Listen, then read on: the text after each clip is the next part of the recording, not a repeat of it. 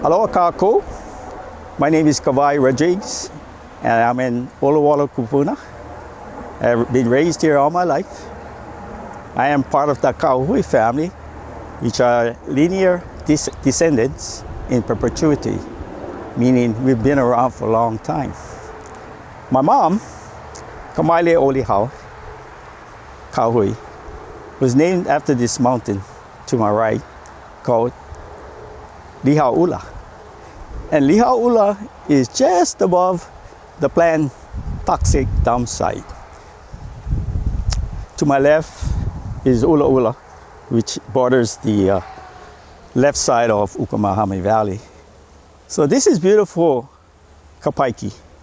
The makani, as you can see, if you look at the coconut trees, is beginning to blow. But what people don't realize is the makani, or the wind, always blows in Olowalu. Lahaina is not blowing right now. KA is not blowing right now. So when you try to put a toxic dump site there, a lot of the ashes or debris will be finding its way to our precious reefs. You know, the Hawaiians believe in the aina as a part of their culture heritage. And the aina is so important. This here is our imu pit, which we used to have our pig put in the imu here. The soil is so precious to the Hawaiians. Now you want to put a dump site nearby? The dump site is only 600 feet from the ocean. Guarantees it'll leach into the ocean and desecrate our Hawaiian sites. So, this place called Kapaiki used to be a place of where the Hawaiian royalty used to come over during the summer. It's right where my mom's house is, right behind. And in front of it was a fish pond, which has been covered over by the state of Hawaii. That was used to be a sacred site also too. So Olowalu, which is a pu'unua, which is a place of refuge for people to come and to enjoy and to be safe. And bringing in a toxic dump site is not an option, definitely not an option, not a temporary option, and of course, obviously not a permanent option over here. You know, as I mentioned, my mom was named after the mountain Lihau, which is above the site. And she told me stories that it never used to be arid before. Lihau, she was named Kamaile Olihau, and in those valleys over there, or the pocket in the valleys below the mountain, there were red ohia trees, lehua trees, there were numerous maile vines, and she was named after that. And then once in a while, the sun would shine on the red ohia trees, red lehua blossoms, and would fleck on Hikili Bay over there. So that's how abundant it was.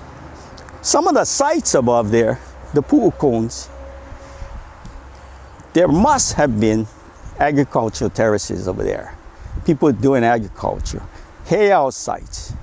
There's even stories that I heard to my left in Ukamahami.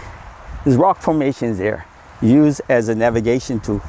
But the other rock formation was above in one of those cinder cones.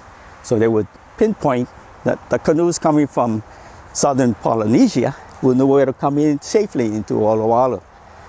So in the early 60s, they decided to desecrate that cinder mound by doing some demolition and using the cinder to build Kanapali. So we know for a fact that there were some heiaus up there. There are some cultural significance up there, and this must be stopped. The state of Hawaii, I believe, has never done an archaeological survey out there, or they're behind schedule, and they're probably decades behind doing a complete archaeological survey for all of Hawaii. So we cannot proceed with putting in a dump site and desecrating that land until all avenues are looked at. But as of right now, I think it's premature to even have a temporary site on the pu'u cinder cones.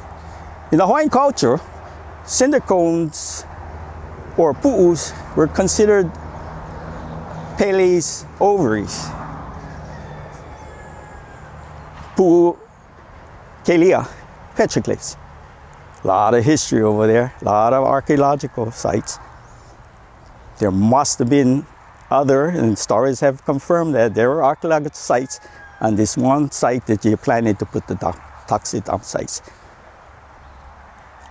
As I mentioned, pu'u cinder cones have a history. Mauna Kea, there's cinder cones in Mauna Kea. Cinder cones up in Haleakala. And we didn't like it when they were doing some work up there. So anyway,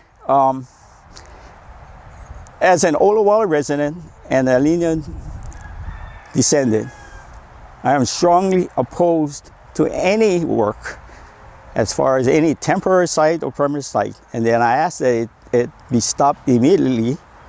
I've been surprised that a lot of the Hawaiian organizations have not getting involved.